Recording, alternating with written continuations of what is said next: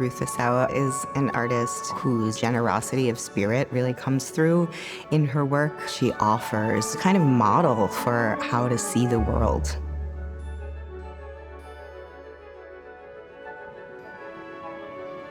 Asawa herself said that everything is connected, continuous. If you zoom out and you look at Asawa's nearly 6-decade career, you find the sense of boundarylessness between art and life. Really, everything and anything was on the table for art. Testing, testing, 1, 2, 3. My parents moved here when I was 1 in 1960, so I know where all the light switches are. She did a lot of her work right here. Her long looped wire pieces hung right from that beam, and it was convenient because if she had 5 or 10 minutes, she could also watch what's cooking at the same time as she was working on her sculptures. Life here in this house was a continuum. She was always moving. You see her running to the back of the truck, throwing in the milk carton structure, and then driving off the hill. That really explains her. I've never met anyone who worked harder than her in my life. I've always been interested in the narrative, in the story of her life. She was born to Japanese immigrant parents. They were truck farmers, so wake up, have breakfast, go work in the fields, come back in, change your clothes, go to school. Come back home, change your clothes again, go back into the fields, work until dark.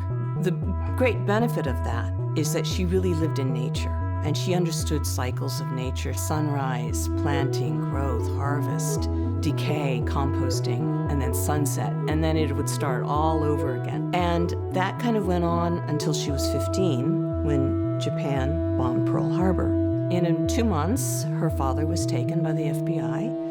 And then in 2 months more, her mother and the rest of her siblings, they were incarcerated. And I was interned at Santa Anita racetracks. There were no schools, and so everybody rallied, all of the college students and professional people. Also interned were the Disney animators. And so she got to draw with practicing artists for the first time. And she didn't have to work on the farm. And this was my first experience with in a serious way of how an artist works. So in 1946, Ruth Asawa arrived at Black Mountain College, which was a multidisciplinary experimental college in North Carolina. It was really at Black Mountain that she felt she first, learned how to see. You worked in your jeans during the day and worked on the farm, and you went to your class and you studied and you talked and you argued with your teachers, and then at night the teachers and the students performed together and they ate together. The faculty that summer was Joseph Albers. Eventually Merce Cunningham comes, Buckminster Fuller comes, and so her whole life is transformed. Black Mountain really influenced my whole approach. When Albers gave a class, say in paper, you weren't talking about going from paper, which is not very important, and going to, next you go into glass, and then next you go to wood, and then finally you graduate to plastics, because that's sort of the modern material. But we always went from paper to paper to paper to paper. To make paper do what it hasn't done yet, what he was talking about was abstracting from the material, rather than being concerned with your own design ideas and forcing something into it. What you do is you become background, just like a parent allows the child to express himself, and the parent becomes sort of supportive. During this time at Black Mountain, Asawa really begins to explore the potential of these everyday materials, gathering leaves and turning them into compositions. She uses a laundry stamp from the school's laundry room inscribed with the school's initials, BMC.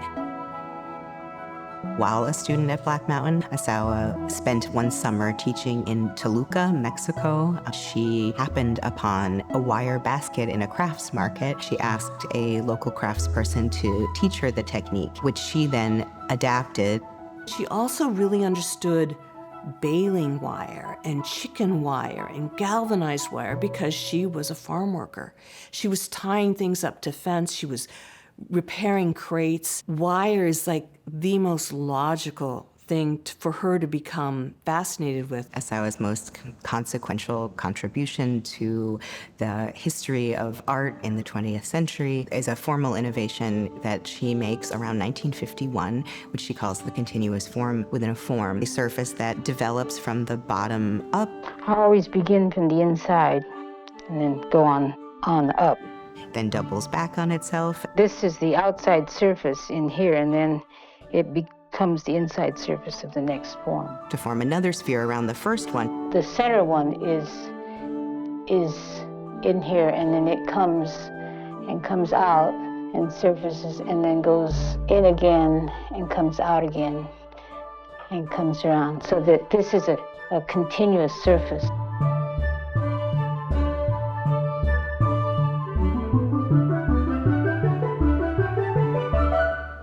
One of the radical inventions of modern sculpture was to remove it from the pedestal. In the case of Asawa, this meant suspending it in space.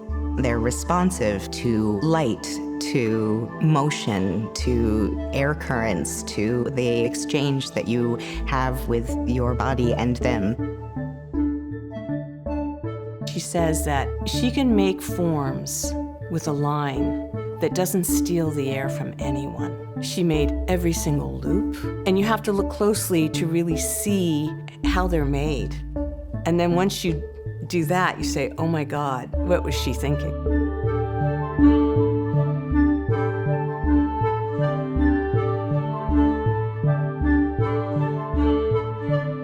And she's just this relentless experimenter.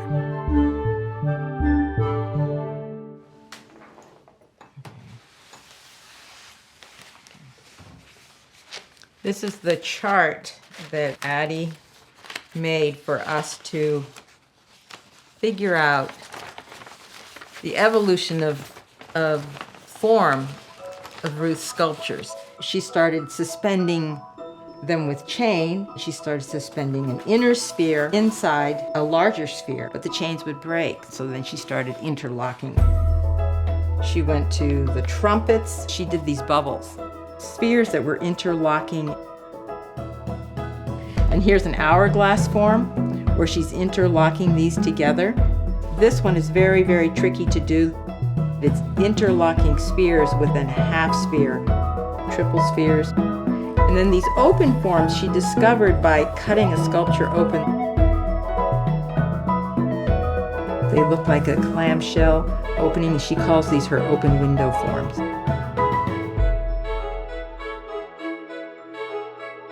The funny thing about it is her evolution in terms of the loop wire sculptures is from 1950 to 1960 for the most part. Also the time that she's having our children.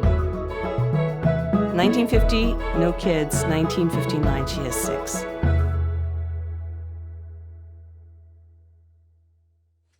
People asked me what it was like growing up. That was our world. We were our world. The imaging photograph where she's weaving the sculpture, right, and we're all there. One person's drinking a bottle, one person's reading or playing a game. Picking our We were nose there. or whatever I was we're there. doing. I have no idea how she did it, but it happened. Yeah, I mean, come on.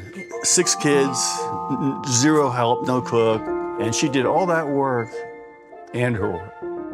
She was an insomniac. She needed very little sleep. If she had 48 hours in a day, she'd use 44 of them and then sleep for 4, you know? So she just like never wasted a minute. She would sketch at meetings. Well, we were so used to her drawing us from a very early age. We've got baby pictures of us all the way growing up. And, you know, sometimes our drawings are right next to it. She let us draw in her sketchbook sometimes. I heard her say that all children are natural artists. And as they get older, they're told the sky's blue, the water is blue, and so they're not as creative and open-minded. Well, that was one reason why she also started the Alvarado Arts Workshop. In 1968, dissatisfied with the arts curriculum at her children's public school, she co-founded the Alvarado Arts Workshop, developing arts curriculum in the San Francisco public school system. children can learn that they have control over their own space and their own environment. And by producing a mural on the wall, they're making history for themselves. And they begin to talk about what they've done rather than what somebody else has done. It had a huge impact on public arts education. She was very generous. Generous. And this house was always unlocked. People would just show up, a lot of times at dinner. She was a fantastic cook. That's why all these people came right around dinner time. When Buckminster Fuller came to dinner, we knew we were going to have steak, because Bucky likes steak.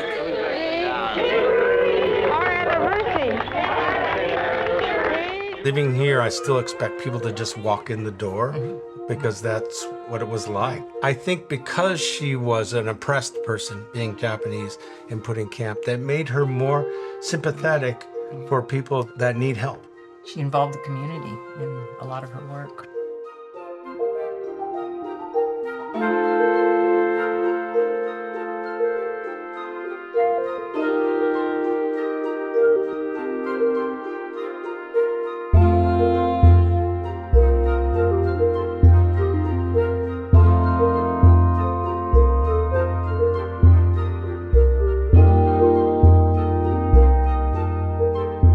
I loved working with her.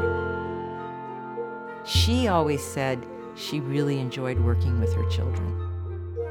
And I think that was one way for her to get to know us and for us to get to know her better. I worked on a lot of her last commissions because I was studying art, and so I worked on the San Jose internment. One of Asawa's last public commissions was titled The Japanese Internment Memorial. We find Asawa reflecting on her own history and the history of her extended community some 50 years after her own experience of being incarcerated.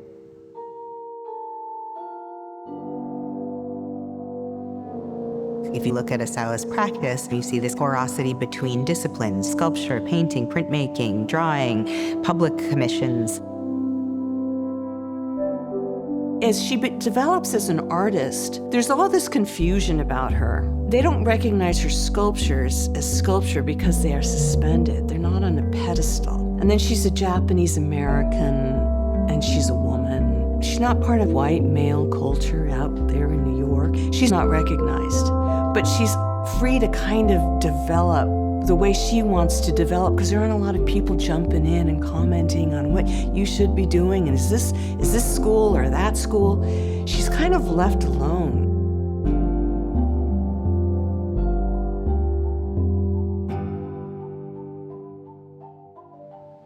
What remained constant was Asawa's ceaseless experimentation, unabating curiosity in materials, and her deep interest in nature.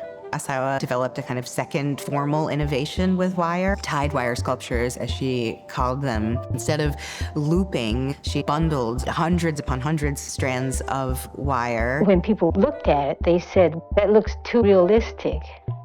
Then I said, I'll reverse it. And it would grow like this and like this. And then everyone was pleased because they says, now you're abstracting it.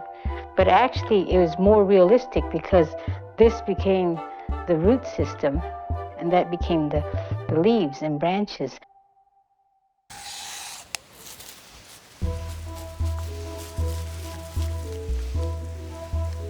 Here's my parents' garden, and they planted everything, and I managed to keep everything sort of alive.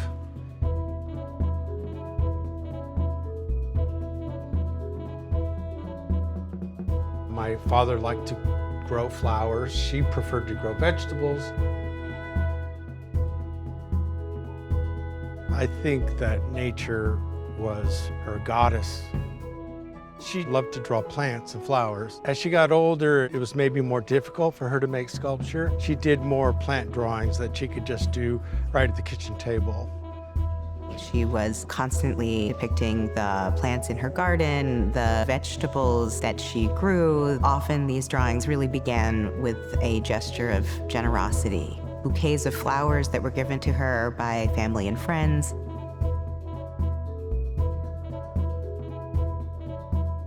as she got older and she lost use of her hands because neuropathy and stuff, I thought she would have a real decline. But she lived for like 5 more years. She was perfectly happy without that. She'd kind of done everything she needed to do, I guess. I really enjoy everything that I do.